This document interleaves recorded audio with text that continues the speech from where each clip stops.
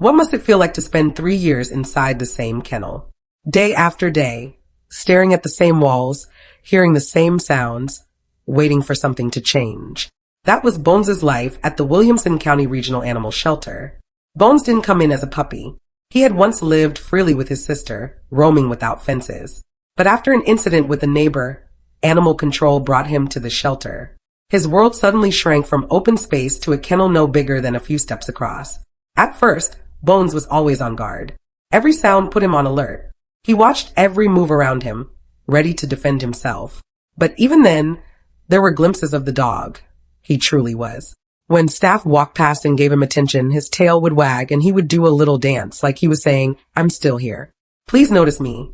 Despite his long stay, Bones never attacked anyone. He showed how well training and care could work. Underneath the caution, he was gentle and willing to learn. The real change came when the shelter director began taking him home on weekends. That's when Bones finally got to be himself. On Friday evenings, as soon as he saw the car, he lit up. He pulled toward the parking lot, excited for his 2 days of freedom. During the ride, he pressed his face to the window, watching everything outside, as if he were seeing it for the first time. At the house, Bones discovered new joys. In the backyard, he found a giant stuffed bear and immediately claimed it as his best friend. On walks through the neighborhood, he showed pure happiness. He especially loved water and the long trails at the park. It was clear how much he had missed simple things: grass under his paws, new smells, wide open space. Evenings were some of the best moments. Bones would lie down and rest his head on a lap, looking up with soft eyes. A simple question like, "Do you want some love?" made his tail wag. He didn't need much, just attention and affection. One night stood out more than any other. When Bones went into the backyard after dark, he froze. For 3 years, the shelter had closed at 6 p.m. He hadn't seen the outdoors at night in all that time. His expression said it all. Is this what the world looks like in the dark? It was a small detail, but it showed how limited his life had been. Simple experiences, darkness, fresh air, freedom, were things he had been missing for years. Now, little by little, he was rediscovering them. The hardest part always came on Sunday afternoons. That was when it was time to return to the shelter. As he stepped out of the car, Bones would look up with sad eyes, almost asking, "Why are we going back?" It was heartbreaking for both of them. But those weekends had a purpose.